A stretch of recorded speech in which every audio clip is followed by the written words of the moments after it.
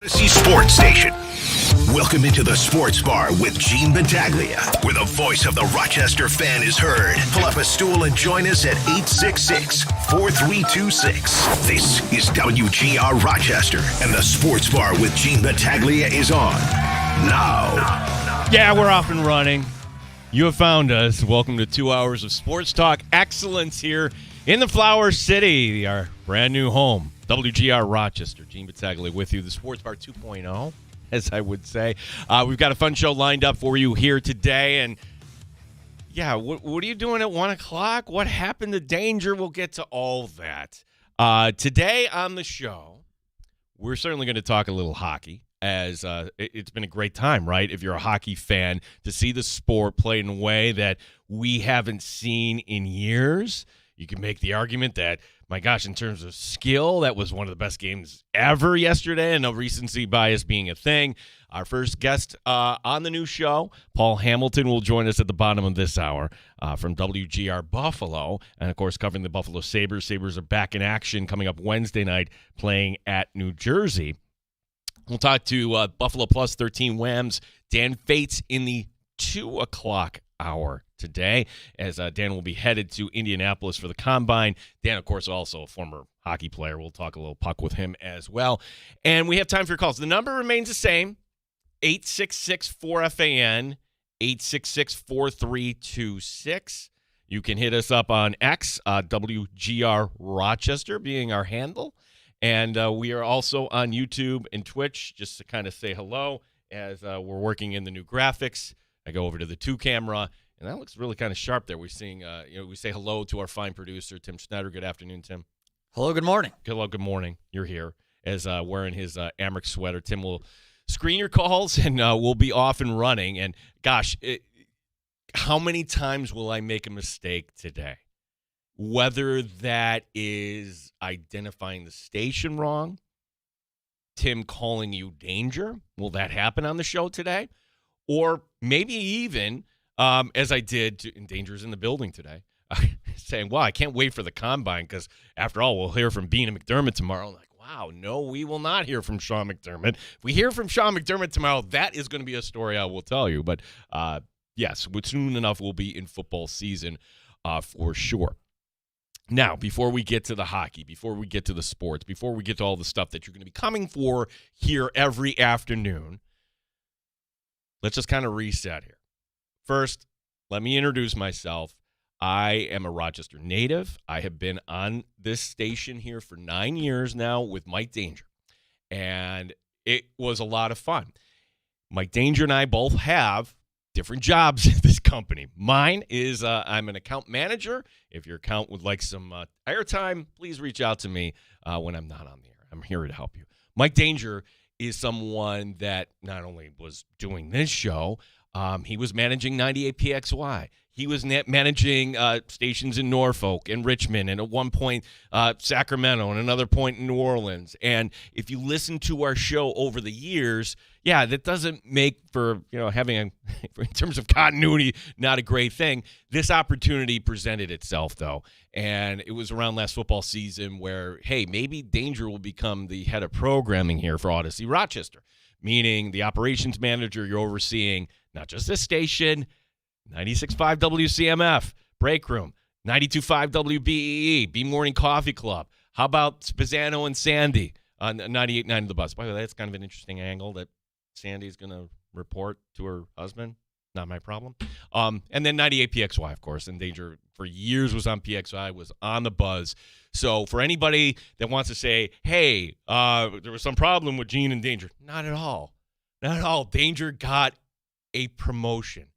And certainly getting a promotion would want somebody to be pleased about that. Do you get a promotion every year on your job? No, right? So every year you work is a failure. Yes or no? No. Every year you work towards something, towards a goal, right? Which is to get a promotion, to be able to take care of your family, to be able, provide the house for them or take care of your parents. You work towards a goal. It's not a failure. It's steps to success. And if you've never, I don't want to make it personal. So there's always steps to it. Michael Jordan played 15 years, won 6 championships. The other 9 years was a failure? That's what you're telling me? No, I'm asking you a question. Yes or no? Yes or no? Yes, Giannis. That's the time when I think Giannis turned heel. Yeah, Mike Danger got a promotion, so that would please Giannis Antetokounmpo. We had to look that up. What year was that from? That was 2023. Milwaukee, a 1 seed, losing to an 8 seed in Miami, and yet somehow that wasn't a failure. It was steps to success. I haven't seen Milwaukee actually get back to the final in a sport where that's really what you're determined by. And for somebody that, hey, we love, he's the champion. He won a championship for a small market. Yeah, that didn't pan out. And no, we're not going to talk NBA. We're not going to talk when the stories warrant themselves. We will certainly do that. We'll touch a little bit on shots.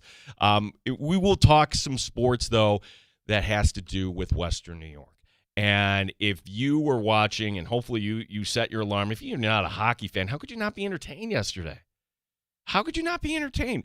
Like, in terms of professional athletes just putting their foot to the pedal as they did yesterday. Fantastic stuff.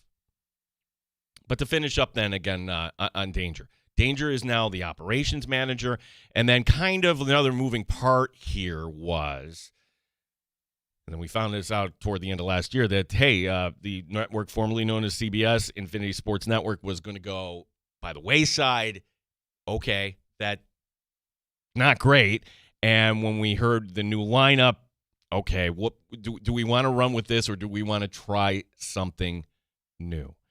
And if you like the Buffalo Bills, and chances are you do here, if you're living in Rochester, that's your team, you know that this lineup is going to give you that content between the morning show, between show up in the afternoon, between all the stuff. So that is providing a service to you. I'm grateful that we're going to talk Rochester sports here 1 to 3, and we're going to talk Bills. Don't think that we won't. We will certainly talk Bills. It's going to be majority Bills, and then, okay, right around now we're really into the Amerks when we get to a golf major here. Actually, we've got to wait a while for that, 2035. We will still keep the formula of the show the same. But, so WGR Rochester is our new station. I will be on the air 1 to 3 every weekday afternoon, 10 hours of local content that if you're used to somebody listening on the way home, that's great. You know what? Just hook it up through your Bluetooth. We will put it right on the app. It'll be easy to find, and you can drive. I guess you can listen on your demand. And what I was telling Danger last Friday, look, when we started the show, really still appointment TV was a thing. And really, appointment TV is only like a major event like the Oscars or sports right now. Everything else is on demand.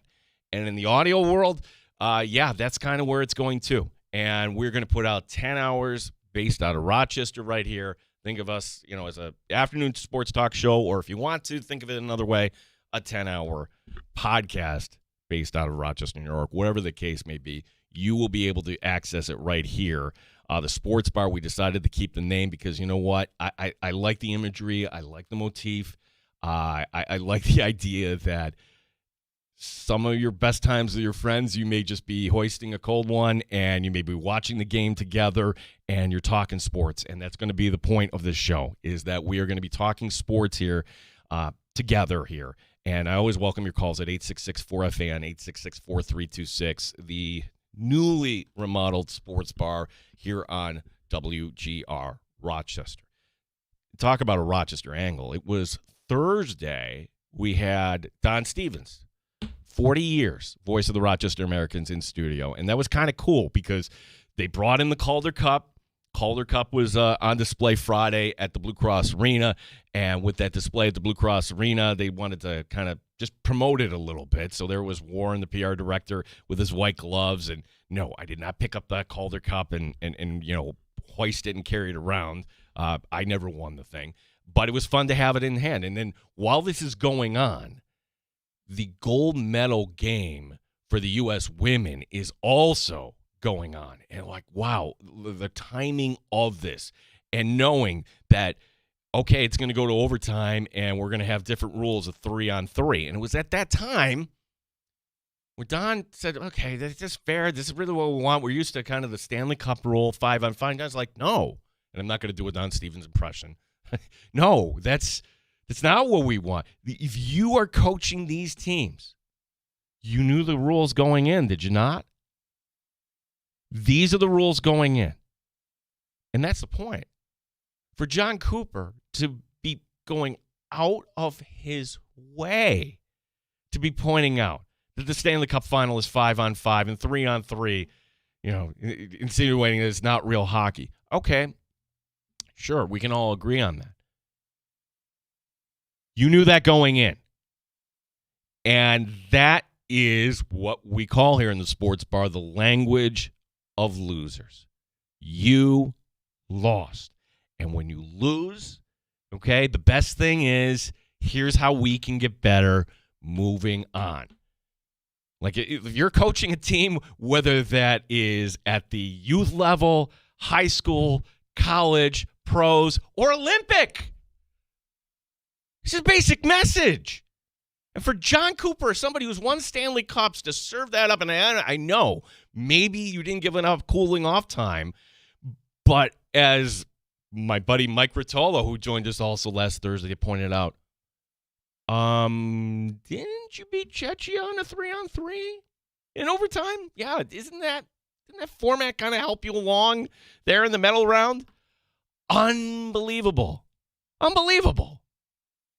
So, yeah, and then Nathan McKinnon on top of that too, and it's a quote that you could say I'm cherry picking something out of the quote, but for Nathan McKinnon to say basically, hey, who's the better team? You be the judge. Oh, come on. Again, language of losers. That's hockey. You, Canada, ran into the best goalie in the world. Connor Hellebuyck, best goaltender in the world. Somebody that the Buffalo Sabres might have had a shot at, you could have said years ago. But we're not here to litigate that. We're here to just kind of point out that you're going to actually go to the, well, we had a good game. Sure, you played well. It wasn't good enough. And if you had to say, who would you want on the ice for Team Canada in a 3-on-3, there they were. Connor McDavid, Nathan McKinnon, Cole Makar. 1, 2, 3.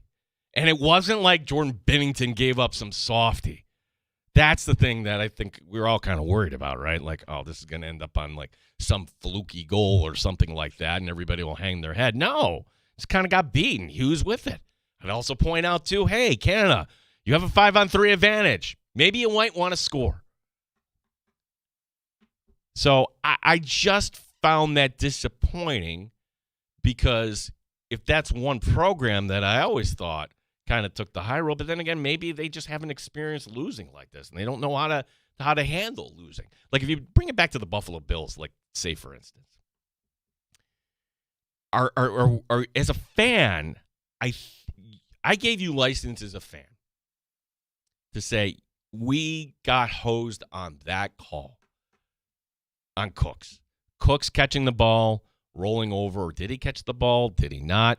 Again, we could go back and litigate that all you want. As a fan, absolutely. You have every right to say we need better officiating. We need a better system. I felt my team lost because of that play. You can say that. It's not. I'm not here to tell you not.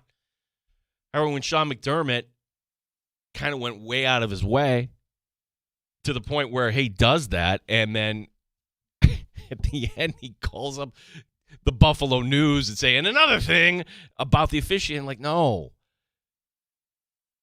The officials didn't cost you that game. 4 turnovers, lack of defense making big plays, all that stuff. That was the reason. Don't let it get to overtime. Josh missing, Dawson Knox wide open. That would have sealed it too. So, sure, one call went against you. It never comes down to one call. Again, language of losers. And now that you look back at that, and in the old show with Danger, we would talk about how maybe that was something where, was that a clue that McDermott knew in advance? His job was in trouble? Uh, certainly, with everybody crying in the locker room afterward. Again, language of losers. And that was, we all kind of moved on from that. And for Team Canada, hey, you got, that's the thing. Like, at least for the NFL season, okay, that sucked. Seattle's a Super Bowl champ. New England got to the Super Bowl. Yay. It feels sort of like the ride begins tomorrow for next year. Doesn't it? You could say, I don't care about the Combine, Gene. The Combine is made for TV. The Combine, a lot of this stuff, really, you could just kind of watch the tape. 100%. I get all that. But now you're starting to have some decisions made. And a couple headlines from the NFL today. Kyle Pitts apparently will be tagged. Okay, so for anybody that wanted to go spend money on a tight end, and look, for Atlanta, like Kyle Pitts you're a fantasy player. That Thursday night game against Tampa Bay, that was the game that, my gosh, everybody would have, you dreaded that, keeping Kyle Pitts on your bench. But like, well, maybe there's the promise. Well, he stays in Atlanta, apparently. And the Colts are negotiating a long-term deal, apparently, with Daniel Jones. Good for them, because that's kind of a, all right, you need them, we need you. Jones on the open market when he's not healthy. The Colts, can they cobble something together, and then maybe Jones is in the mix when he does get healthy? Really, Indianapolis should focus on, okay, should we draft another quarterback? That's my philosophy. If you don't have the guy, keep trying till you do find the guy, because if you're living in this middle ground, then you're perpetually never going to go anywhere. But the point is, though, about the NFL season. The NFL season is kind of turning over. You're the Olympics? Wow, your Team Canada, you gotta wait for 4 years for that. And for Connor McDavid, it's another silver medal, right? Counting like conference finals. Not Stanley Cup finals. That's gotta hurt. But it's not all on him. It's a team sport. So it's not all on McDavid. Despite what McKinnon said, it's not all.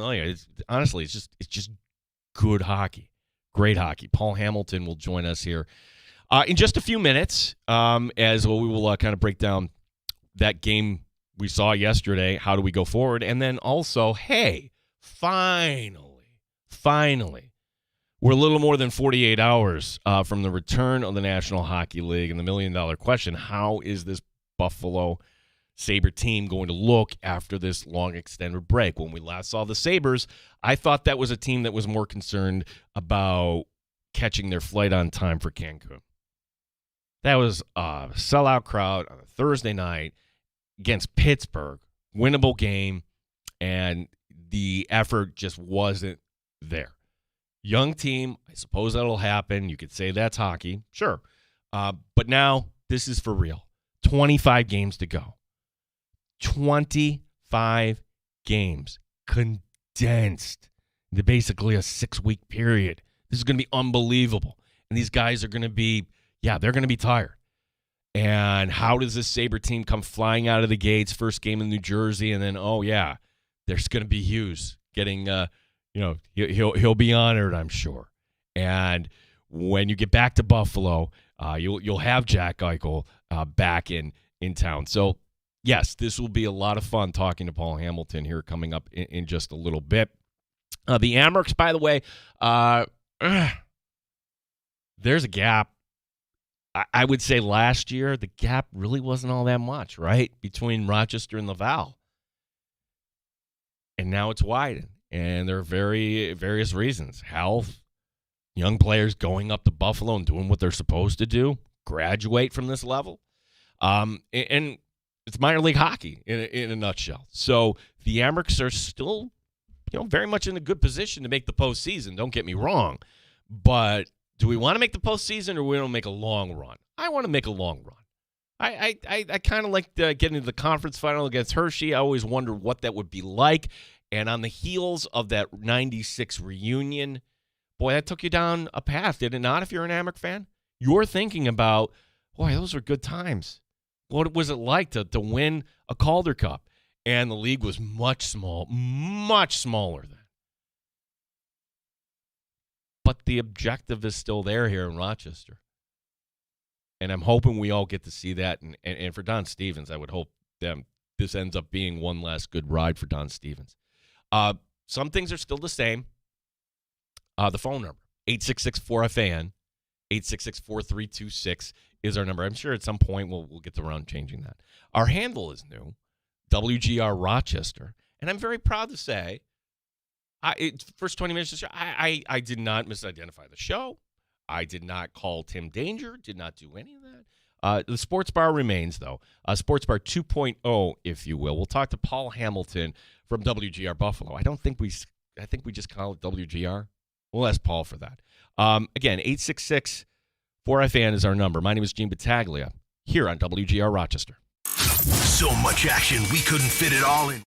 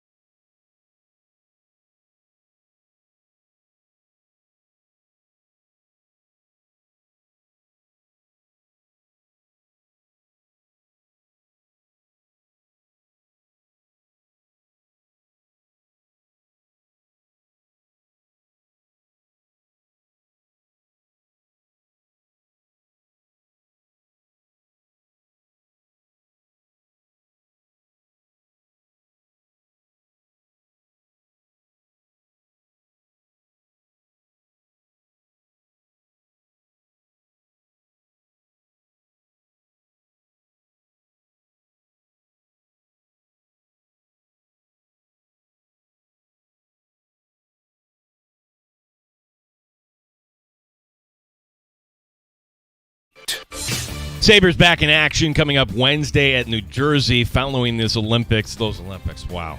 That gold medal game. Sabres head coach Lindy Ruff, like others, was enthralled. I know that it was, Canada kind of took control in the second. But again, a goaltender can make a difference for you. And he held them in there. That paddle save he made just by reaching back was an incredible save. And, 3-3, it's anybody's game. The players on both sides are good enough to make the other team pay, and Jack did. Paul Hamilton, WGR, joins us next to talk a little hockey. The Amherst are headed to Cleveland tomorrow, where Wednesday they will take on the Monsters. Also beginning tomorrow, that will be the NFL Combine from Indianapolis. Gene Battaglia on the Sports Leader, 95.7 FM and AM 950, WGR Rochester.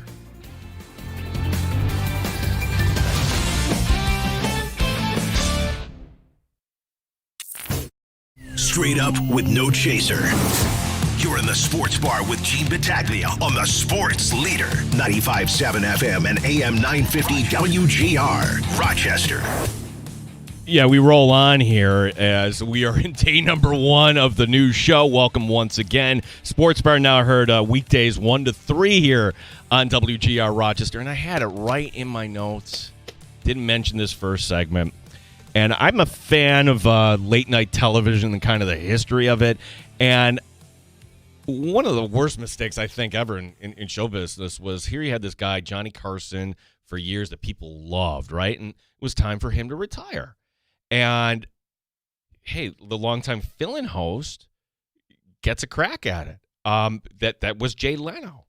Jay Leno's first show, he doesn't mention Carson at all, which you would think that at least you want to ingratiate, say, for people that loved Carson before, you want to kind of reach out to that audience. And I don't think Leno ever recorded that. From my standpoint, the guy I always kind of grew up with, Letterman. I like Letterman because, well, number one, his show late night was really good, late night at 12:30, and then he bet on himself. He's like, no, you know what? I'm going to take a chance here, and I'm going to go over to this network and go head to head, and it kind of worked out for him. I think that's kind of fair to say. The thing I remember about Letterman's first show was the first guest was kind of a big deal. Bill Murray, he gets on a table and he spray paints Dave and he makes a big thing. So I think it's kind of fun to say our first guest here in the new Sports Bar 2.0, Paul Hamilton, not Bill Murray getting on a table on David Letterman's show, but certainly a good longtime friend. And this couldn't have timed out better than, coming talking about this amazing hockey game we had yesterday. Paul, how are you today? I'm well. Now, I grew up listening to Danger, and now he's gone over to the dark side, so I can't listen to him anymore. But as a kid, I looked up to him and listened to him, and now it's just you. That's it. Yeah, by dark side management. You know how awkward that is? Like for me to go in and like. How long have you been on the air right now? Half hour? Hour? This is segment number 2. So you, Paul, are the first guest here in the new format. Segment number 2, and Danger hasn't fired you yet, so you're doing pretty well. Well, it's day number 1, and I'm just trying to get through this. I said this. Can I get through 2 hours, Paul? Would you bet on me to slip up, or would you be betting on me not to fail? 2 things. Number 1, just making sure I get WGR Rochester kind of correct after saying it a different way for years and years and years. And number 2, whenever the Combine comes up, I don't want to be saying, yeah, we'll hear from Bean and McDermott tomorrow. No, I don't think we're going to hear from Sean McDermott tomorrow. No, I don't think so either. He elected not to go for a job, which makes me wonder, he's from Philadelphia. Mm-hmm. Did he decide, you know what, maybe I'll just hang with my family for a year, see if that Eagles job opens up? I don't fault him whatsoever for saying, you know what, give me a year. Maybe I do a little television. I'm getting paid. That's the thing. Like he's still getting paid. The Bills are eating whatever. But if you, let's just say in theory, because Danger and I had this bet, a box of wine. I'm not going to tell you which way I bet on it, Paul. Will Sean McDermott be a head coach in 2026? 27, I should say. I think, as I said, if that Eagles job opens up, if Sirianni doesn't make it through the season, or only has one more year left in him, McDermott would love that job. And I just wonder if he has that in the back of his head. It's like, well, it's a win-win because you get to spend some quality time with your family during football season, which you haven't been able to do for basically the whole time you've had a family. And you also may get a chance to get what possibly could be his dream job, coach at home with the Philadelphia Eagles.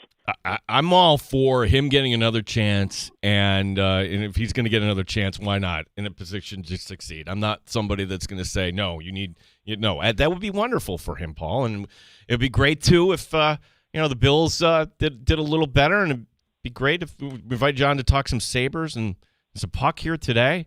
Paul, as far as yesterday, and recency bias is a thing, right? But was that the best hockey game since when? Honestly, if it went the other way, I couldn't have been upset. There was such a treat to see those two teams go full out the way they did yesterday. They certainly did, yeah. It was fun to watch, and that's the one drawback of the Olympics.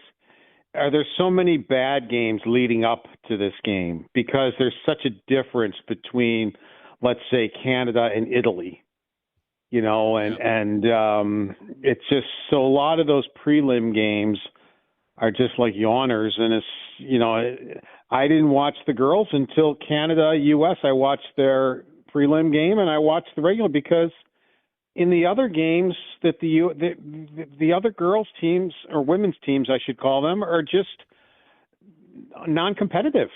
And it just wasn't fun to watch until we got to the gold medal game. And Canada even though the U.S. had such a better team, Canada had a great game plan to try to stymie Team USA, and they almost pulled it off until Hillary Knight scores very late in the game to put it into overtime. But that's in hockey. That's how maybe a lesser team can win a hockey game, is come up with the game plan that just stymied the U.S., that didn't let them get into their offense. It didn't let them get into their speed.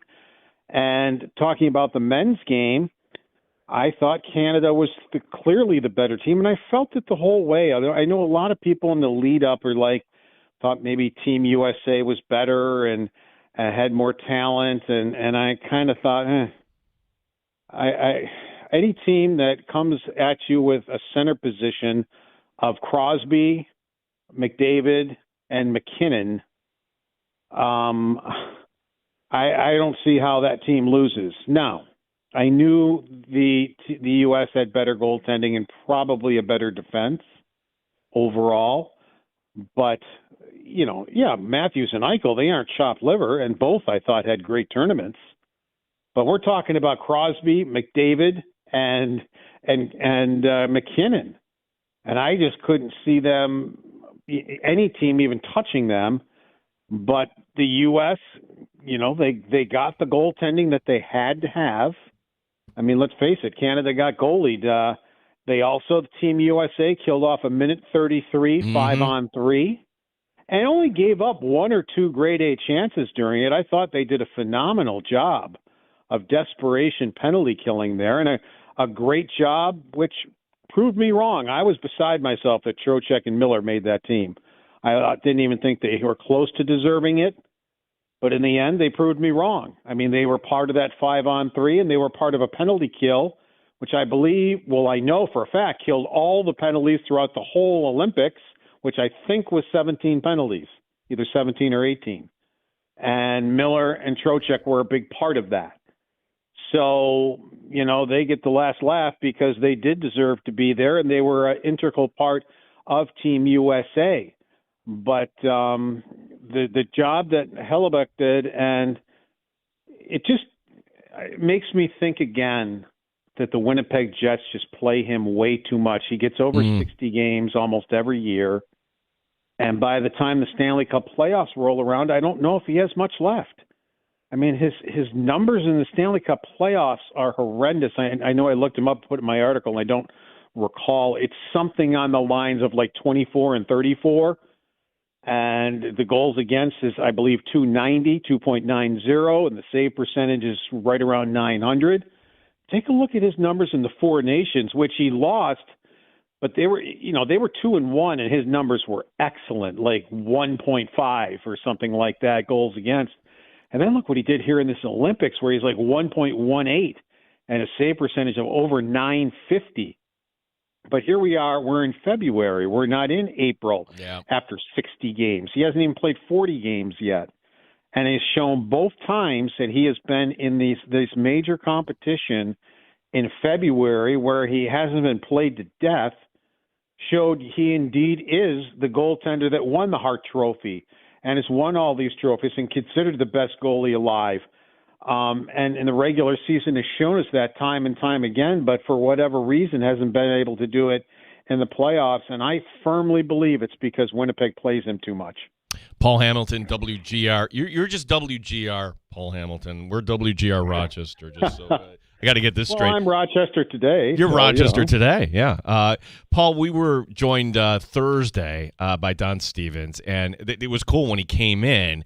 We're watching on the monitor. It's the final of the women's, and they tie it up late, as you mentioned, Hillary Knight, and then the brief intermission, and I just make the comment off air, I'm like, ugh, 3-on-3. And Don, it's almost like foreshadowing. He's like, they know the rules going into this. And if you don't like the rules going into this, win the game in 60 minutes.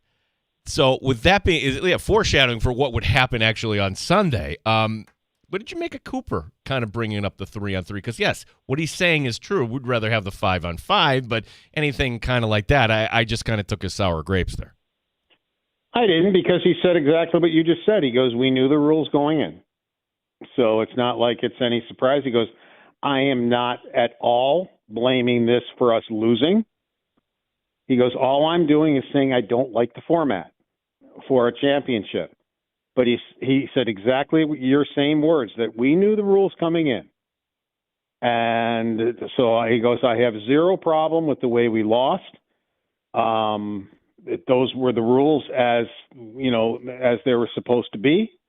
And he said he just doesn't like that type of format, win or lose. So in that sense, no, I don't think it was sour grapes. He just felt that that's not a format to be deciding championships. Nor remember when they used to decide it by penalty shots. Yeah.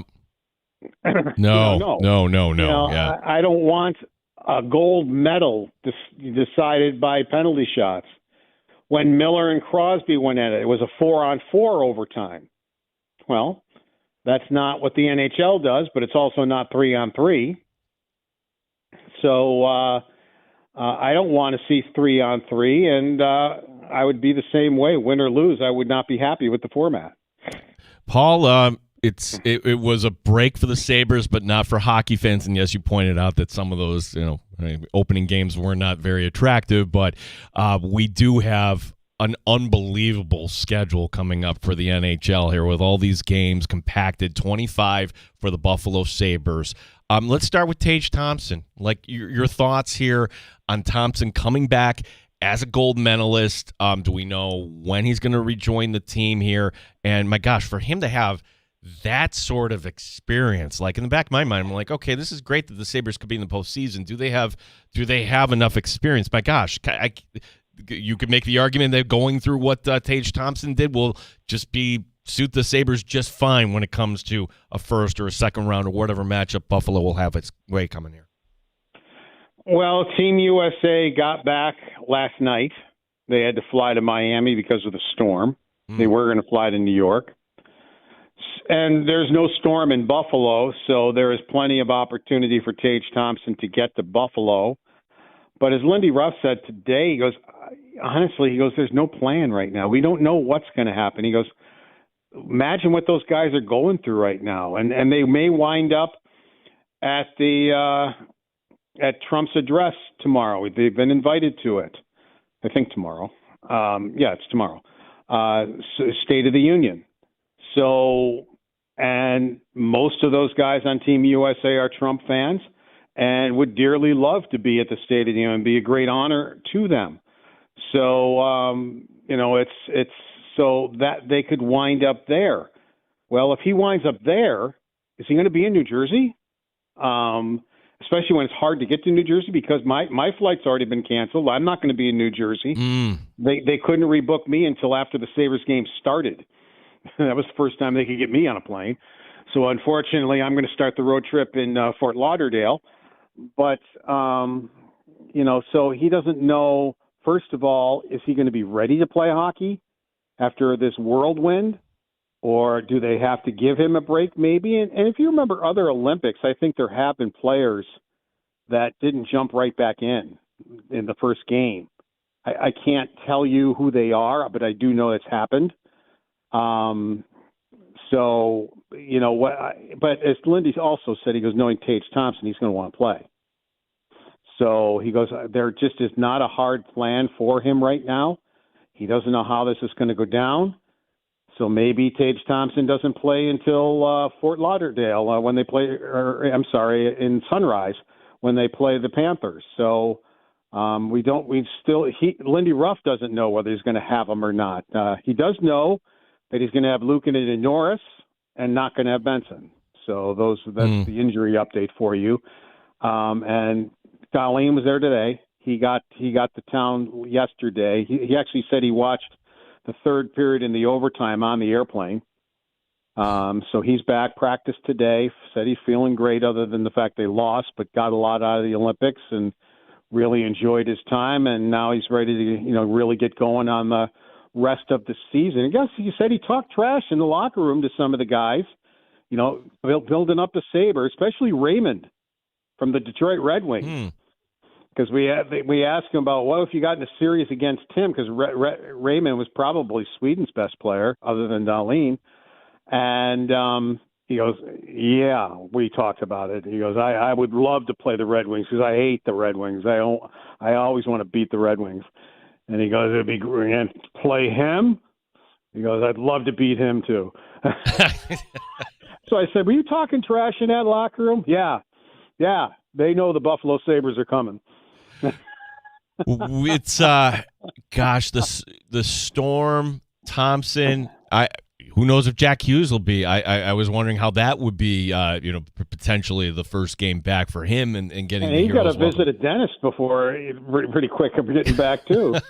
The thing for Paul is I'm watching this game with my daughter, and she's not a sports fan, but she's just makes the comment like, "Whoa, Jack Hughes, he's sort of cute." And then as a father, I'm like, "Okay, yeah, that's nice, honey."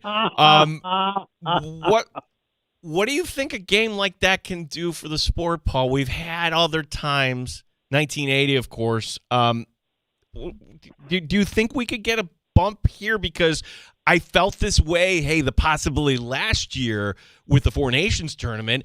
And then it really didn't happen. So that being said, again, what kind of opportunity is there an opportunity here for the sport?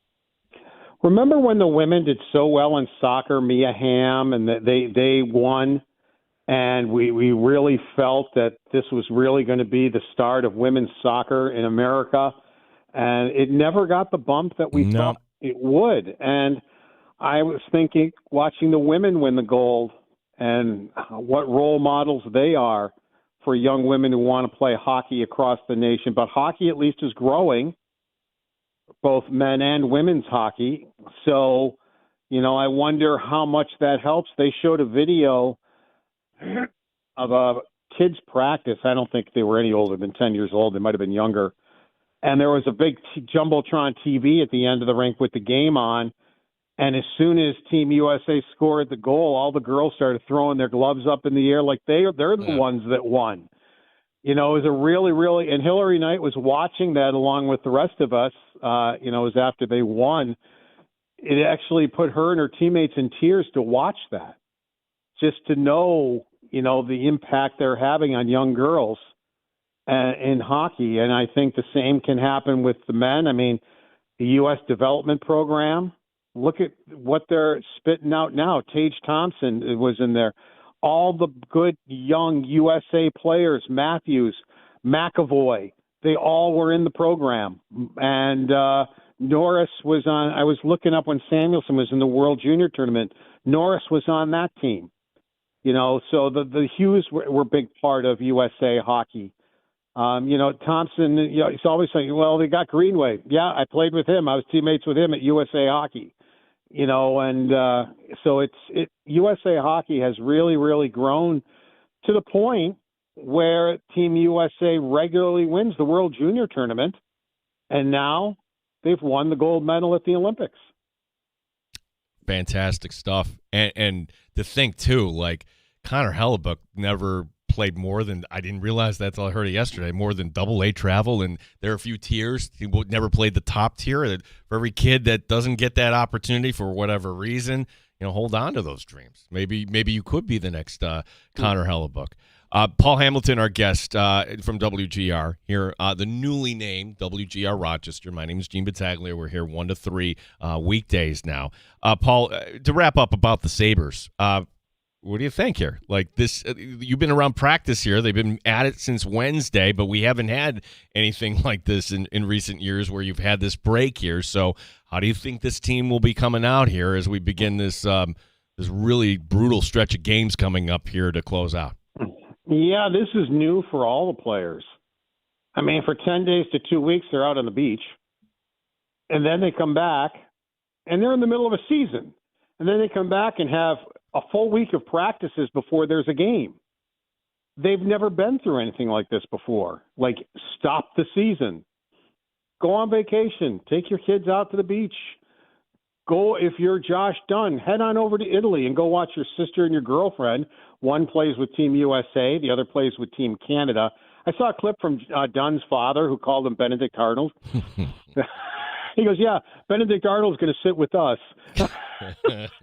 So he went to Italy to watch 3 games. So, everybody's on vacation. And then they head back, but they don't play games right away. They have a week of practice, which, it ends with the game in New Jersey on Wednesday. These guys are ready to play some hockey. I can tell you that.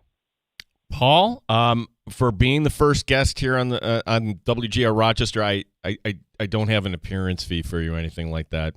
Just other than I know who your boss is, so I wasn't expecting anything more than maybe a gift certificate at the gas station or something like that, where I could get a gas station hot dog or Well, how about this? I don't know, something in the Blue Cross Arena that might be cold. Oh, actually, you'll be working. Sorry. Yeah, I mean, you're going to miss me or Dan Dunleavy and I, because it's a good chance the Sabres are in the playoffs, and that's when we need to come and sit with you out in the front area, do the show with you around 6 o'clock before the game. We've been doing that for a couple of years with you. I thought it's, but it looks like maybe the annual chat at the arena might be over. Dunleavy on the air, and I didn't know how to take this because I really didn't understand his stance. He's like, I judge a show by the number of people that bring food and drinks and how popular it is, and there's nothing here for us. Like, I know exactly how you should have taken it, the way you did. There were no drinks there for us. No. So we'll make sure that gets remedied next time. Paul, thank you so much for the time today. Appreciate you as always. Well, you better give Dan a call now that you're by yourself. I'm sure he'll be glad to come on. Yeah, sure. That door is always open for Dan Dunleavy. Thanks, Paul. Appreciate it. Take care. Thanks. Our guest here in the sports bar. Quick break. We'll come back. We'll set you up for round 2. Hour 2 here. The newly renamed WGR Rochester. My name is Gene Battaglia. Thanks for listening. You're in the sports bar with Gene Battaglia on the Sports Leader.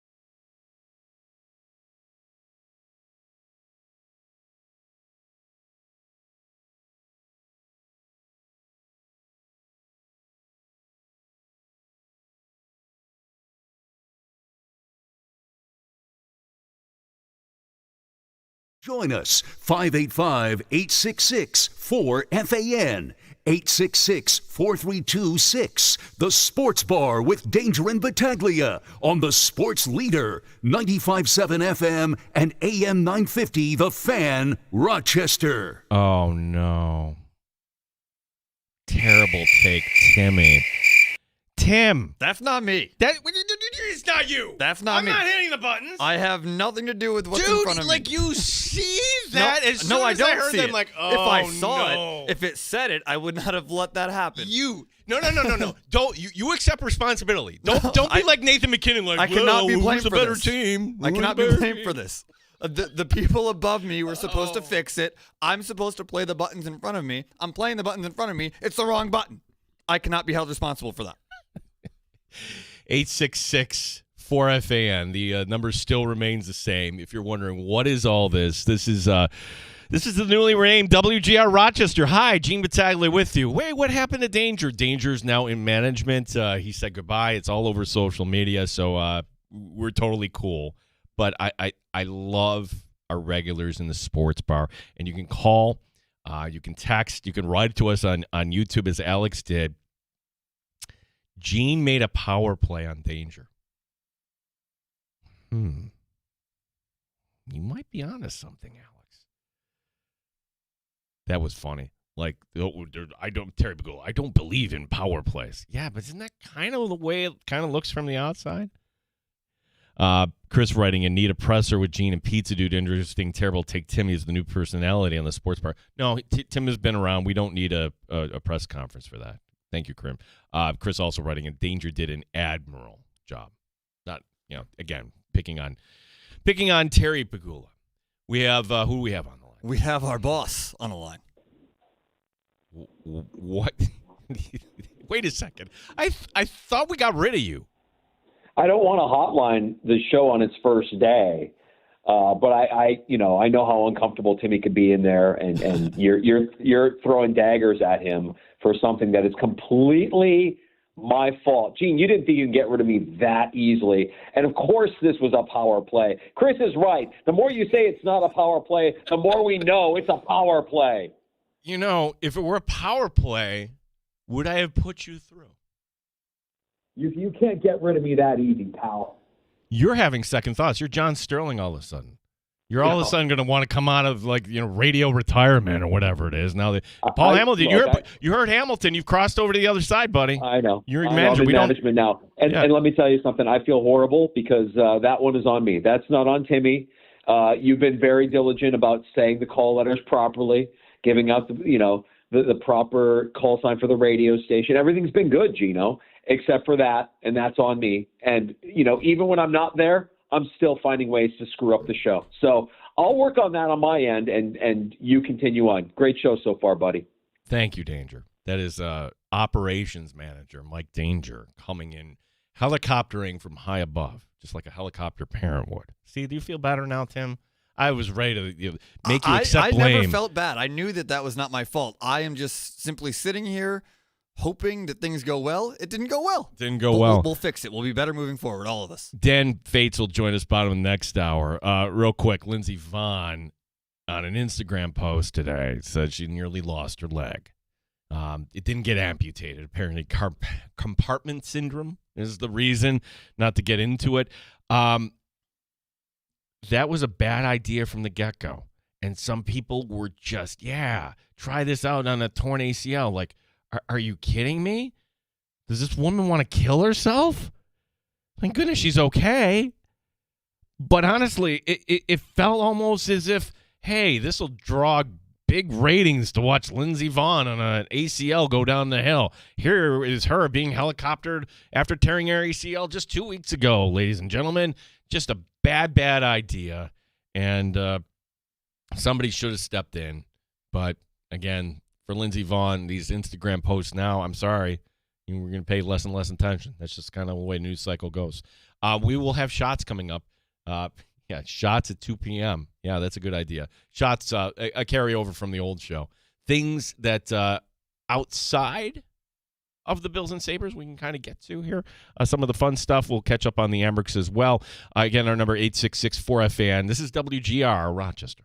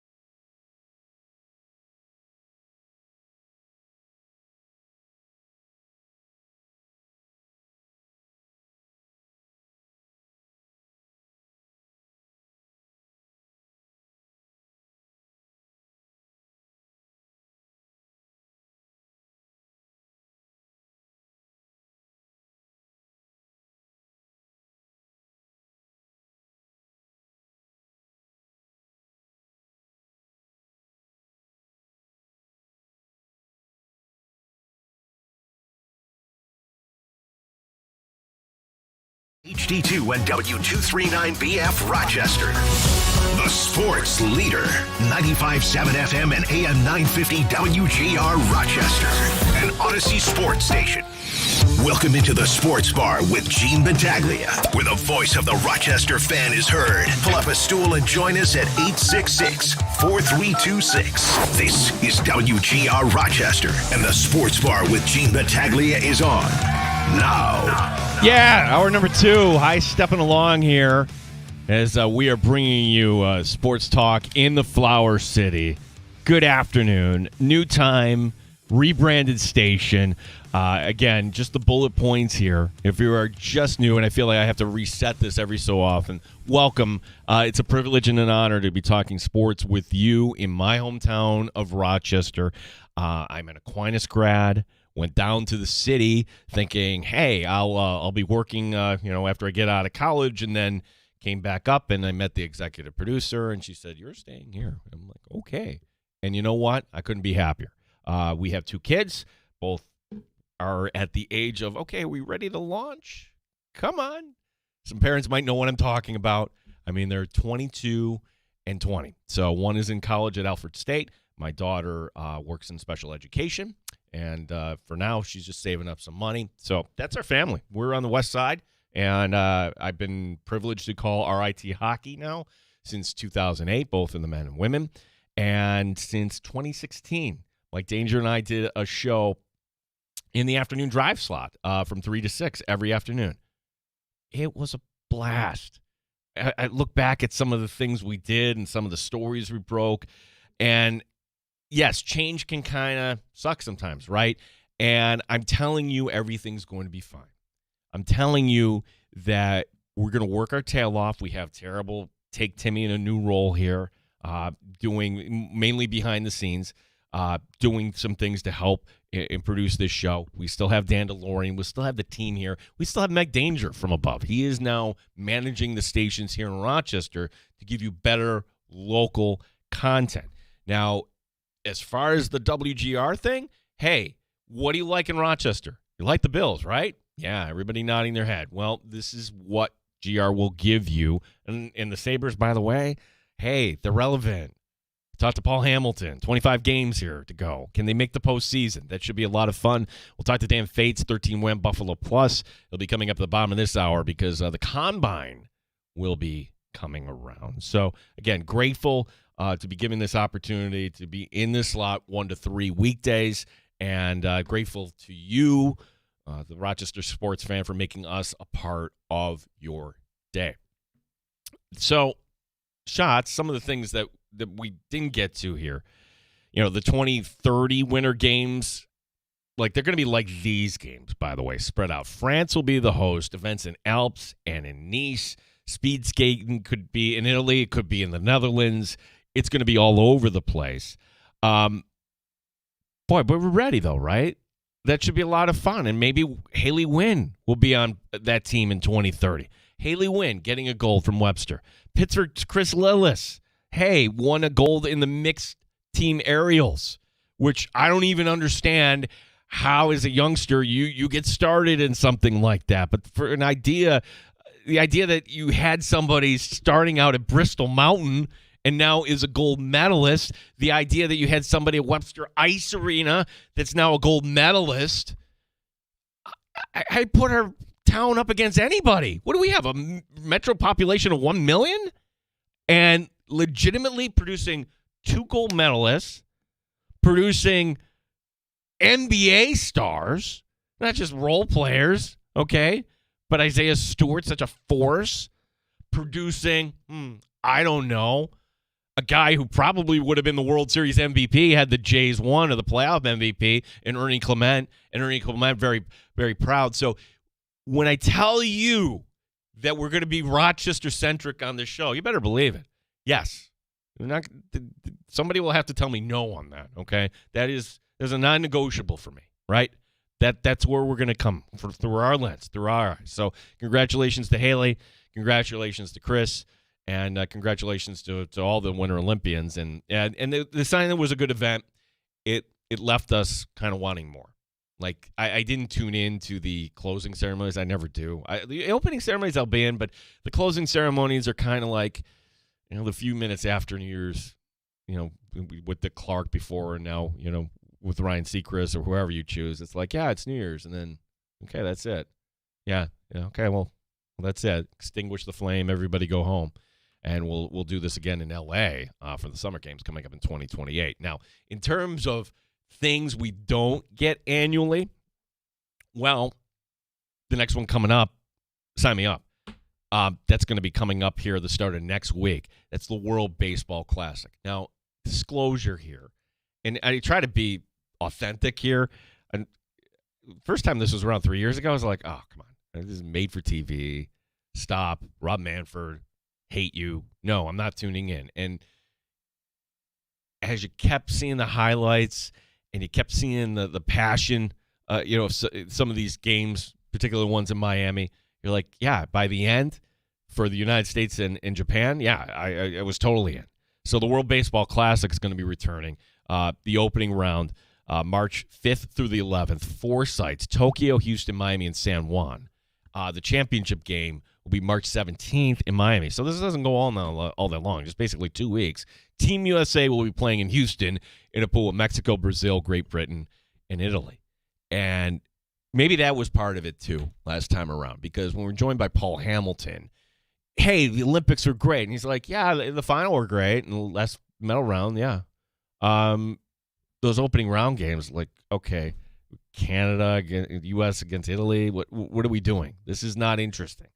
And there's going to be some of that in the World Baseball Classic that we know. Great Britain should not be competing with the United States. Mexico, U.S., okay, maybe. But when we get to those final games in Miami, yeah, that should be great. As long as he's on this planet, our sounder for breaking news here is John Sterling getting clunked in the head. Ow! Ow! Ow! It really hit me. I didn't know it was coming back that far. Now, what's going to carry over from the old show to the new show? Like things like that. We'll have some fun with John Sterling. But we said that on Friday in kind of our goodbye show between Danger and I, and didn't even know this happened. In fairness to us, right? We just disclosed this over the weekend that John Sterling went on WFAN, Odyssey Station, WFAN in New York, and disclosed he had a heart attack in January. He's okay now, although he says it's still kind of affecting his legs. Sterling was on the radio with the Yankees for 36 years, called 5,060 consecutive games from 1989 to 2019. Today, he's 87 years old. And I would say this, and if you're new to the show, it's a new show, I guess. So you're new to the station. I'm not a Yankee fan, although I can appreciate the history of the team. When I was a kid, I was a Yankee fan, but now I'm not. But I can certainly recognize, like, great things. And Sterling and Kay were really, really good. And that's when the team started to get really, really good in the mid-'90s. And Sterling with Susan, also kind of fun. But it's hard to maintain that kind of level. And a lot of people like to goof on John Sterling. I think he's a treasure. And hopefully, maybe he'll pop up in the booth for the Yankees at some point. Dave Sims does a great job calling the games now for the Bombers, too. Tomorrow on the show, yes, we will talk to Mike Leone. So Mike Leone, head coach of the Emirates, who joins us every Tuesday with a new time here. Figure that's going to be 2 o'clock. He's got nothing better to do tomorrow. I'm being honest. When we call him tomorrow, he will be on a bus. The bus leaving for Cleveland, and that's where the Emirates will be playing Wednesday night. Now, Rochester, beginning this week, tied for 4th place in the AHL North with Toronto. Now, that's not great. Rochester with a game in hand against the Marlies. Look, this was a quiet weekend. The loss to Laval on Friday, and when we joined by Mike Leone last week, he was saying a lot of nice things about Laval. I was like, okay, is this coach speak or is this the real deal? No, Laval's really good, and it's going to be a tough out. But you know what? Let's table that for now. And I would say even get to 2nd or 3rd. Do not play the play-in round, okay, 4th or 5th, and then have to deal with Laval. Forget about it. We won't be we'll be talking Amerks hockey in May. So can this team get to third place? That's just not a high bar. And then maybe it ends up being Rochester, Syracuse. Maybe it ends up being Rochester, Cleveland. I don't know how that'll all shake out, but points going to be important. Cleveland Wednesday night. We'll have that call for you here on the Fan Rochester. Another thing, too, in the show, we like to goof on owners because as much as owners want to tell you they all are all about winning and I want to, I'm going to drill another well if I want to make money. Ultimately, they want to make money. They're great at how did they make their money? Some would just kind of hand it to them like the owner of the Houston Texans. I think it's through cable TV. I'd have to look this up. The LA Angels years ago were bought by Artie Moreno. Artie Moreno was going to sell a few years ago, but then he decided, no, I'm going to keep the team. Oh, fantastic if you're an Angel fan. Now, the California Angels are not a small market team. They're just not. Okay, you're on the outskirts of Los Angeles, and by saying that, and I know one person, Andy, you're watching in from LA. It's Orange County. It's not exactly LA. But you're close enough for TV and for everything else. And Artie Moreno delivered one of the stupidest comments. When owners that are so out of touch just decide to talk off the cuff, it can be gold, right? Last month, like take, for instance, Terry Bagula speaks. Like, ooh, sometimes that was a little cringy, but you want to hear from him, right? You should be a steward, right, for this public trust. That's how I view anybody. You're allowed to make a little money, sure. But a lot of owners don't see it that way. And this is the problem with baseball right now, is that some do want to spend the money and do recognize spend money to make money, right? Others just want to take the rev share, pocket it, and then see what we can do, and maybe we squeak in as a wild card. If we don't, so what? Who cares? We made money. This was Artie Moreno talking about how his team doesn't have a local TV contract, and they can't afford to get good players. Let's stop right there. You don't have a local TV contract. You're relying on whatever the Bally/Fox. I don't keep up with it all. But again, you are calling yourselves not the California Angels. That's what I grew up with. Not even the Los Angeles Angels of Anaheim. You're calling yourselves the Los Angeles Angels. And in the number 2 market in the country, you don't have a local TV contract, either because you're misrepresenting yourself or because you're incompetent. How could you not? At the very least, if you had any idea, start your own thing like the Yankees did or the Cubs did. Or if you can't do that, partner up with somebody like how the Mets did. And the Mets own the majority of that network. But come on, do it yourself. The template is there. But even still, let's say the Angels had all this TV money coming in. This is the quote that I cannot believe. That Artie Moreno said that fans don't care about winning. Quote, the number one thing fans want is affordability. They want affordability. They want safety. They want a good experience when they come to the ballpark. Believe it or not, winning is not in the top 5. Artie, you're not owning a minor league team, right? If that was Dan Mason, let's just say Dan Mason said that quote, right? Hey, the number one thing that Red Wings fans want is affordability. They want affordability. They want safety. They want a good experience when they come to the ballpark. Believe it or not, winning is not in the top 5. I would believe that. Maybe we'll get to a point where, hey, how do the Red Wings look? And we're going to be a Rochester show, but let's be honest. Is anybody really upset about the Red Wings and the Nationals and losing games? I mean, it was a couple of years ago that his team had a record losing streak. And the answer is no. We're just happy to have AAA baseball. Every once in a while, you get a star like Garrett Cole coming through town. Every once in a while, you get a up-and-comer like James Wood. That was very exciting. Dylan Cruz. But more often than not, can I eat something yummy, drink something cold?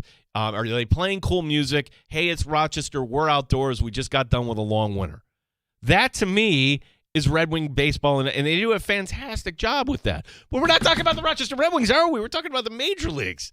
Artie Moreno winning not in the top 5. How out of touch are you? How? And with the wild card, you should be contending, at least on the fringe, until the end.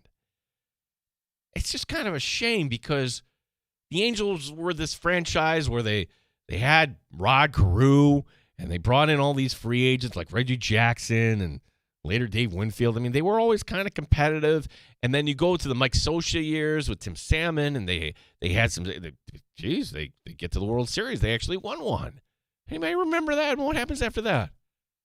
What happens after that? Well, yeah, the team gets sold. And if you have a bad steward, a bad owner, this is kind of what happens, right? Artie Moreno, terrible guy. Let's talk to Dan Fates, 13 WHAM, Buffalo Plus. We'll talk a little hockey, but hey, we're going to set you up for this week. He's going to be heading to Indianapolis, Combine coming up. Your calls will welcome too, unless your name is Mike Danger. 866-4326-585. That will always remain. 866-4326. My name is Gene Battaglia here on WGR Rochester.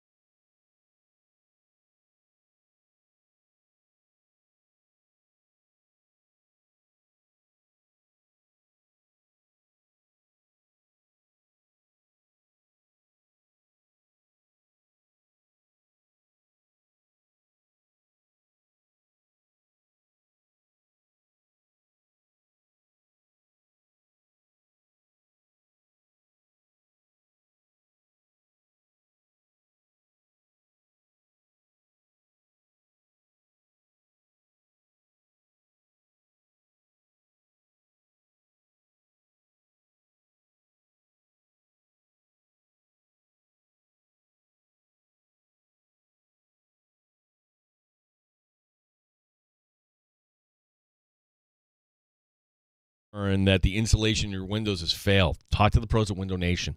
Get new windows with big savings during Window Nation's Buy 4 Windows, Get 4 free sale. Plus, you can get them with 0 down, 0 monthly payments, and 0 interest for 2 years. Act now and you'll get an extra 10% off through the end of the month. When your window insulation fails, usually due to old or cheap materials, all of your windows' energy efficiency also disappears. The result, house, it's cold in the winter. It's hot in the summer. The worst part is that they could have failed years ago without you knowing it. Window Nation's windows use top quality materials and seals along with insulated frames. They're so incredibly energy efficient that you're actually going to save money on your utility bills. Imagine that. They're back with a lifetime warranty, so you won't have to live with broken windows again. Don't wait to put an end to your window problems. Take advantage of Window Nation's Buy 4 Windows, Get 4 free sale, and get an extra 10% off through the end of the month. Visit windownation.com now for a free consultation.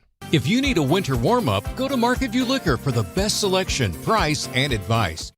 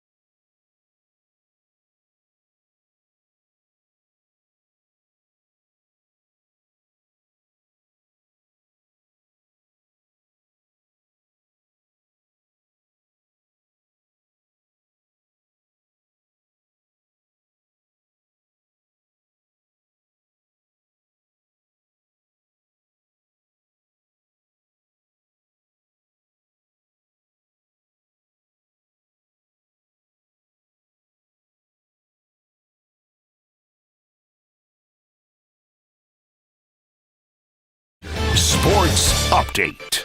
Post-Olympic break beginning on Wednesday. The Sabres taking on the Devils on the road. Head coach Lindy Ruff giving his thoughts on forward Tage Thompson. I thought, for being involved in, one of the greatest tournaments, I thought Tage handled himself and represented our team really well and played well. I'm pretty sure he'll want to play. We'll see how that goes. We'll just see. We'll see where, what it looks like for Tage. Yeah, New Jersey buried under snow right now. The NFL Combine will begin tomorrow. We will talk to 13 Wham and Buffalo Plus's Dan Fates coming up next year in the Sports Bar. Rochester Americans, they had a quiet weekend. The loss to Laval on Friday. That was it. The team will be in Cleveland coming up Wednesday. Sports is brought to you by GetMyPerks.com. Today, get a half-price certificate to Lasertron in Henrietta. Gene Battaglia, the sports leader, 95.7 FM and AM 950, WGR Rochester.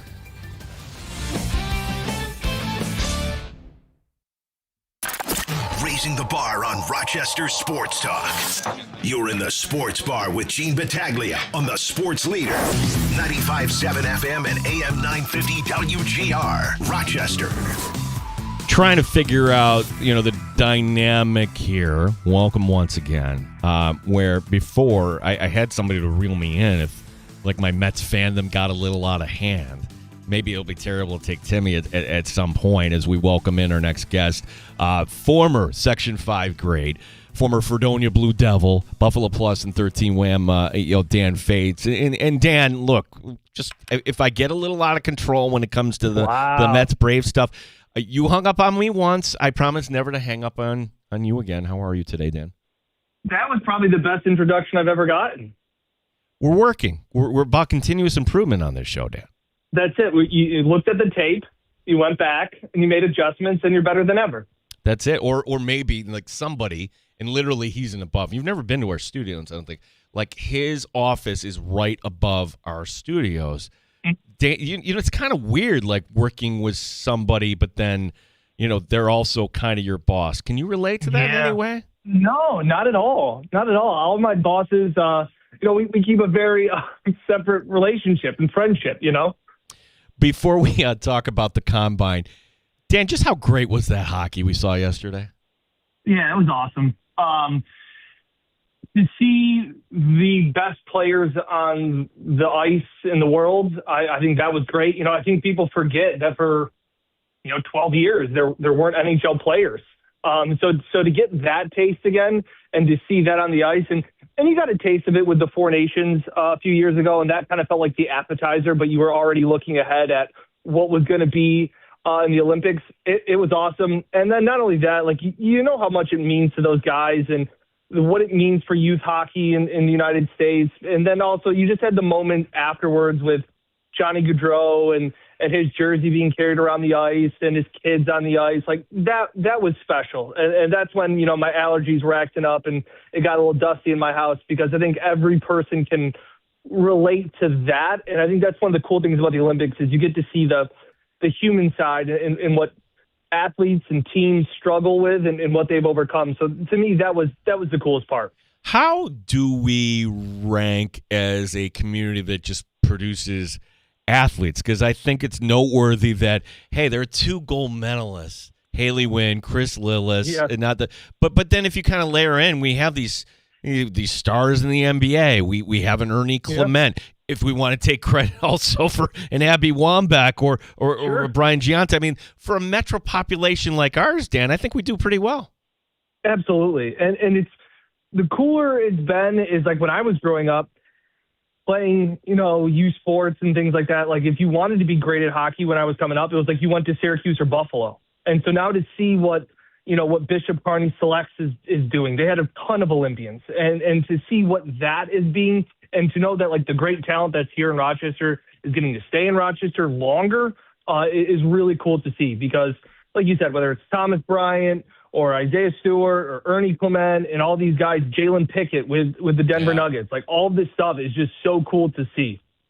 Dan Fates, 13 Wham Buffalo Plus. I hope you enjoyed your Bills off season, Dan, because to me, I mean, do we really need a full week of the Combine? Where do you come down on this whole experience? Because we've talked to Mike Catalano before, and yes, the interviews and the medicals are important. Everything else feels like a made-for-TV event to me coming up this week.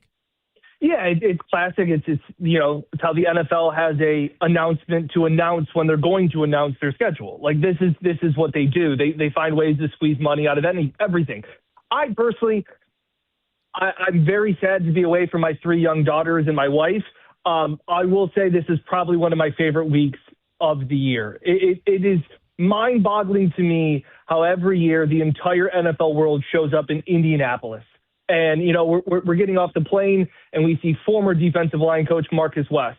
And we're talking to him as we're waiting for our bags to get picked up coming off the plane. And it really is every single person is here. And you really kind of get to see not only what you think and maybe what some national people think about the Bills, you really kind of get the entire gamut, because there'll be people here that will talk to you about the Patriots, and there'll be people that will talk to you about the Jets and the Eagles, about what would A.J. Brown look like. And so like that to me is the coolest thing about this combine, is kind of the networking and kind of what you're hearing. Because obviously, Danger, I know it's not allowed, but this would technically be, I guess, what you would call the illegal tampering period with agents. Yeah. Because I don't think deals all of a sudden get made in a minute once the legal tampering period starts. So this is really kind of like the buzz of the fresh new year and all of those things happening in convention centers and JW Marriott's here in Indianapolis. Yeah, coming into the office and telling everybody, including Danger and Terrible Take Timmy here, like, hey, tomorrow we're going to hear from Bean and McDermott. And then, no, I can guarantee you we're not hearing from McDermott tomorrow. And this is just trying to recalibrate here. But it will be the first time we hear from Joe Brady in a setting that, he didn't get to rehearse as much as he did, I'm sure, for his opening press conference. So when we hear from those two tomorrow, Dan, what are some of the storylines, some of the things we're hoping to learn here? Yeah, that's a great question, because Mike and I were talking about that, because we'll get one-on-ones with both Bean and Brady, just like they do. They'll go up to the podium and they'll answer questions from the national media, and then they'll come off to the side with all the local Buffalo Bills media. They'll do a scrum with us, and then we'll get one-on-ones. So, like, they'll get asked the same question several times. Well, how do you want to, the usage of James Cook in the passing game and all of these kind of things, and what do you want in what do you look for in a wide receiver? What do you want in a defensive end with, new Jim Leonard's scheme in defense? All those questions will be answered.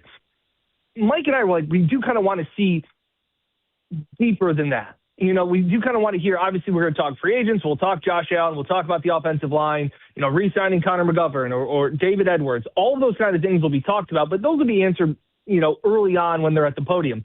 It's also kind of seeing, this is the first time we'll talk to them, like you said, since they've been, at the introductory press conference. And Brandon Beane made headlines shortly afterwards saying that he doesn't listen to any of the noise and the criticism that he's gotten. Well, how do you handle that? Because I think for the longest time, for the last 5-6 years, I think outside of Josh Allen, he was the second most beloved football player or member of the Bills organization. And that's changed recently. How does he handle that? Does that affect his mindset going into the postseason or going into a new season? Because when he's been aggressive, Gene, it's worked. Think about Josh, think about Diggs, and even to some respect, think about Von Miller. That was another big swing, and it worked until it didn't, until unfortunately he tore his ACL. So those kind of things are kind of what I want to hear, and that we'll be asking some of those questions, because a lot of the generic stuff will be, we're looking at the best players available, and, we're going to listen to the board, and we're going to look at everywhere in free agency and the salary cap. Like, we'll hear all those things. We kind of want to talk to them, especially when we get them one-on-one, a little bit, deeper on some topics. My new colleague here, Jeremy White, phrased it as a sunglasses move for Bean. Is that important that for him to get people on his side and get everybody kind of jacked up, that something big needs to happen? Because I get the sense, Dan, with cap space, and I know you could say the cap, maybe you could make it what it is, but is it important for Bean to make a sunglasses move here this offseason? It's a really good question, Gene, and I think about it, it's funny, because I think you do want to show that you're changing some things, that you're going to give Joe Brady more opportunities and resources to be successful, right? Because, hey, look, and Dean did say, I do own some of the blame of us not getting over the proverbial playoff wall. And I have to take some of that blame, and I bear some of that responsibility. I think every time he does that, I think he gains a little bit of love back from the fan base instead of just being like, well, Sean was the problem. Like, we're going to hear everything. Like, over the next 6 months, everything's going to be Sean McDermott's problem. Like, going back to all of that stuff. What's interesting, though, to me, Gene, is that they said, and Terry Pagula said it, we had a great roster and good coaching. Well, if that's the case, and you go and make a big move, isn't that a little bit of telling on yourself that your roster wasn't that good? So if he does go out, and I think fans, and myself included, I'd love for them to trade for Max Crosby, sign Mike Evans, and draft a wide receiver in the first round. That would be great for me. Don't ask me how the salary cap works. You can make it work. But if you're doing that, you're kind of saying that your roster really needed to be overhauled. And all we've heard, since the end of the Denver game is that the roster was good enough, that this is how it works. And I always go back to the trade deadline when Brandon Beane said we had a Super Bowl caliber roster. And when Sean McDermott was asked the same question, he said, I love my guys. That was telling. And you kind of go back and you kind of see the breadcrumbs and things like that. So I think there is a push, like Jeremy's saying, to put on the sunglasses and be big baller Bean again. But he really has kind of been hesitant to do that over the last few years for one reason or another. So I just find it funny where, to some respects, if you do want to overhaul this roster, then you're kind of telling on yourself that the roster wasn't good enough and that it wasn't necessarily all Sean McDermott's fault. And Bean has said before, and I think it really is true, like the way your season ends tells you a lot about your roster. And you had, Brandon Cooks having to go up and try and make a play. Like, is that what you want to run back is a Brandon Cooks and, and a Keon Coleman? Like, where do you see this roster that needs to be improved? Coaching is one thing. That's great. And you can talk a lot about Jim Leonard and the scheme and be all excited about it. That's great. Jim Leonard needs dudes. That's what he needs. The Seahawks won the Super Bowl because they got a ton of dudes on that defense. Some drafted, some signed via free agency. But they overhauled their defense in a hurry, and it paid off dividends, and now they're, Super Bowl champs. And funny, like, you're just kind of leading me to the next one because it's not only like, hearing from the GM and coach, you're going to hear from these players. And it's around this time we start to formulate our draft crushes, at least on our show. For me, last year was Nick Imamwari. I'm thinking, boy, a safety in the second round, that would be somebody fantastic. A couple years ago, and look, Cole Bishop is turning nicely, but the safety from Philadelphia, Danger had Ladd McConkey. My question, Dan, is, do you have a draft crush yet? Because for me, if the Bills are going to, mine, maybe it's only because he started his life in Rochester, New York, but the idea that Casey Concepcion, are we allowed to call him one of us, even though he was here until 4? Because I see his skill set, Dan. I'm like, I would love to see a receiver like that with the Buffalo Bills. Yeah, it's going to be interesting. Quick on Concepcion is it's going to be interesting. I was reading some of Matt Harmon's stuff. He does a great job on Yahoo Sports. Reception, perception. We're going to talk to him here in Indy. That's another. You get to see some of these guys that have, dig on their own brands and have their own specialties. We'll talk to Chris Sims, yada, yada, yada. They want to see how he measures Casey Concepcion. They kind of want to see, is he big enough? You can be big in college. Are you big enough to be the size? Because we've all seen the college height and weights can be very different than what they actually measure. So that's the one thing to look to. Side note on the Rochester thing, because he lived here, I believe, until he was 3, and then they moved. His dad played at UB, that kind of stuff. It always reminds me back to when Alex Nylander was drafted, and he was born in Rochester. That's right. I remember our former colleague, Matt Traybold, asked the question to him, and Nylander's like, I don't know anything about Rochester. Because he was like 2 when they moved. And I always thought it was so funny. We were like so excited, like, oh my gosh, this is awesome.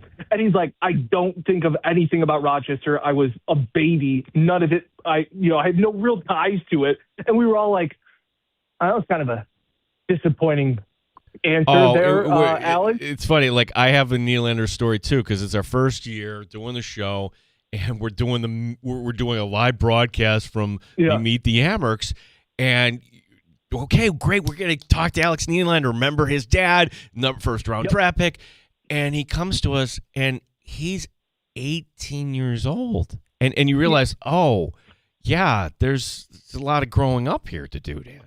Yeah, exactly. So my draft crush for you, Gene, is Denzel Boston out of Washington. 6'4", 220. He is a stereotypical ex-wide receiver.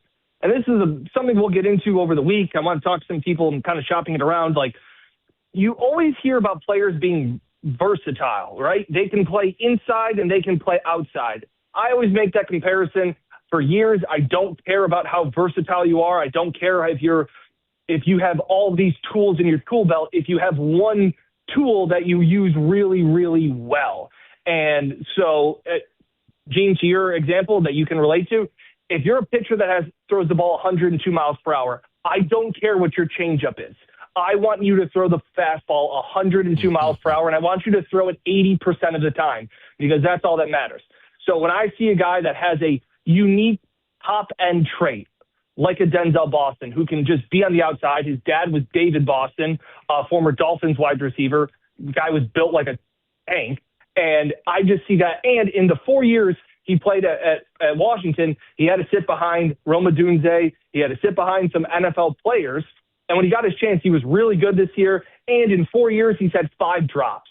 Like, this is just a guy that's a big frame, true ex-wide receiver. Because you'll hear about, this guy can play inside and play outside. Well, guess what, guys? Khalil Shakir plays inside. And he plays inside mainly because that's where Khalil Shakir is. So if you're looking for a guy that's so versatile and, he's a B- on the outside, but he's a B+ inside. Well, then you're only really going to get his B- trait most of the time, because that's where Khalil Shakir and Dalton Kincaid work. So I think having a true X-wide receiver, maybe a Mike Evans, somebody that can do that, really I think he could open up and unlock something for this Bills offense. Evans to me is fascinating. I definitely would go after. The question is, does he want to? I look at somebody like Larry Fitzgerald for Arizona, so many years of excellence. Yeah. And then ultimately, like, do you want to get traded? No. And who knows? That family, whatever. Sure. He made that decision, and I just don't know. Do we have any signals that this is legitimately going to be kind of, I'm going to test the market here, or I'm just kind of using the market to get what I want out of Tampa Bay? And that very well may be the case. But I just think of the fit and what he could bring to Buffalo would be something that this Bills offense has been looking for and hasn't been able to find. And to that, I know we've talked about this a ton, and we've been up. I remember we talked, the last 2 years up when I've been at Buffalo on the day of the draft, and it's just like I'm waiting for them to take multiple swings at wide receivers. Under Josh Allen, and excluding Stephon Diggs, since Josh Allen's been in Buffalo, they have drafted one wide receiver in the first 3 rounds. One. It was Keon Coleman. Like, to me, that's just not enough. They've drafted one wide receiver each of the last 3 rounds, or at least each of the last 3 drafts. I just don't think that's enough. So I guess I'm wanting them to keep taking swings. I've said it before. I'm ready to be heard again. There are some wide receivers in this class that I really like. It will be interesting to see how Casey Concepcion measures, to see how he does. And then obviously I want to ask him, like, where's his favorite garbage plate? Like, obviously, like, he's got to have some sort of insight. When he was his old, his family's got to know. Yeah, for sure. Exactly.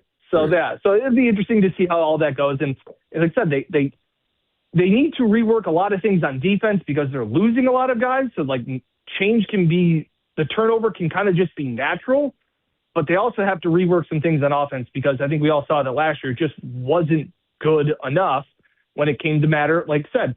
And I made that comparison about the Seattle Seahawks. Great defense. Yeah, they gave up 28 points in a game in the NFC Championship game, almost lost. We wouldn't be talking about how great, how legendary their defense is if Sam Darnold and the offense didn't score 31 points. So you have the ball in your hands. I still want to give more and more weapons to Josh Allen as much as possible. Well, safe travels to Indianapolis, and it's a great time to check out Buffalo Plus 13 Wham. Dan, tell everybody what's coming up here this week. Yeah, tons of content. Mike and I are heading, actually, we're in my hotel room. We're setting up to head over to the convention center. We'll be having tons of content, one-on-ones with Brandon Bean and Joe Brady tomorrow. And then, like I said, we pretty much, anybody that we see, we're able to just kind of grab and talk to. So always exciting to talk to, guys like, love him or hate him. Chris Sims has opinions and he has takes.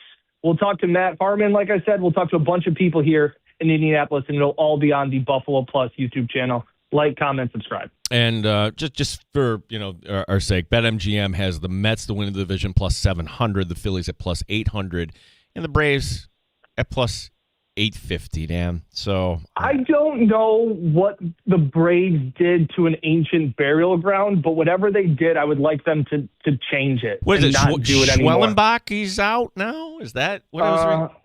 Yeah, we just can't stay healthy, man. I don't know what to say. I would love to change this up, but it's injuries.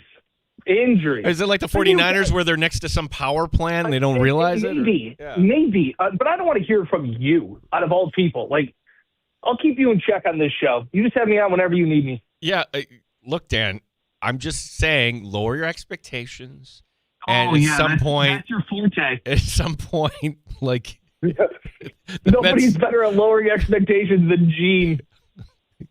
Dan, be well. Appreciate the time, bud. Take care, man. Go Braves. I always love the sound effect, too, when they hang up like that. We'll take a quick break. We will set you up. Actually, it's last call. You can join us on the Good Smoke Barbecue and Pub Wingman line at 866-4FAN. Award-winning barbecue from Good Smoke Barbecue and Pub, 135 West Commercial Street, East Rochester, goodsmokebbq.com. So much action we couldn't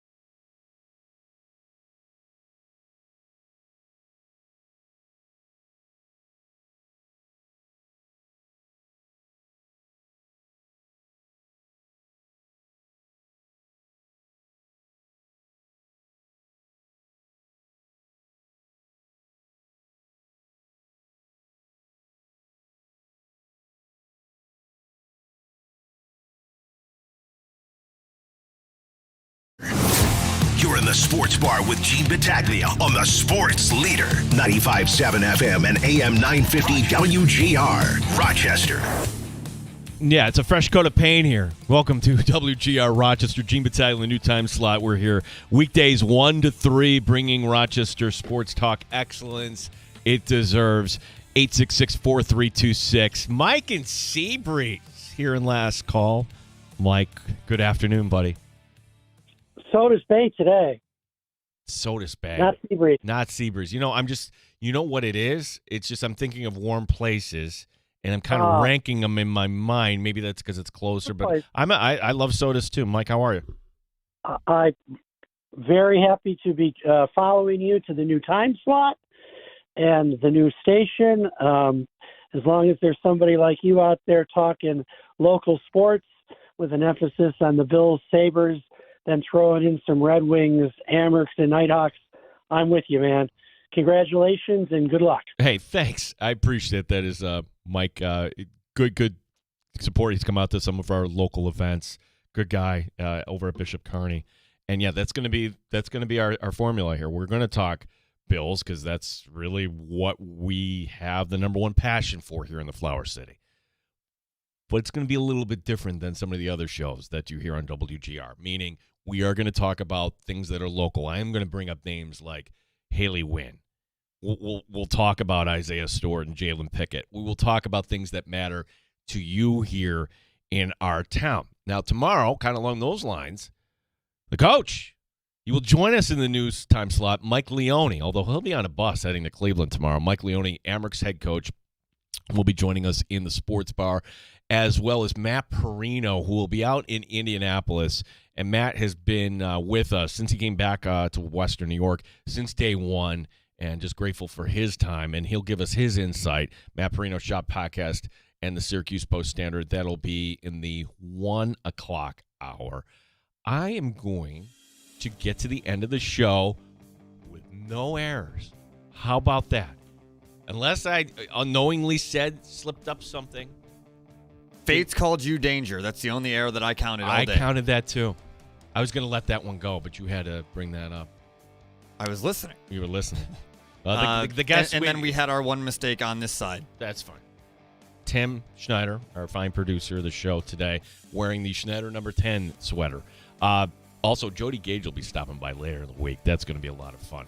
If you missed any of today's show, well, you can listen on demand. That's a fun thing. If you're somebody that, hey, I'd like to listen in drive time, I want to listen in the evenings, download the Odyssey app. You can go back and listen in up to 72 hours. We'll also kind of put it up in bite-sized form for you as well. Show Up in the Bulldog coming your way next. BetMGM tonight here on WGR Rochester. Talk to you tomorrow at 1. You're in the Sports Bar with Gene Battaglia on the Sports Leader. 95.7 FM and AM 950 WGR, Rochester. Yo, Harvey, Zoe, group selfie. Ooh, nice new iPhone 17.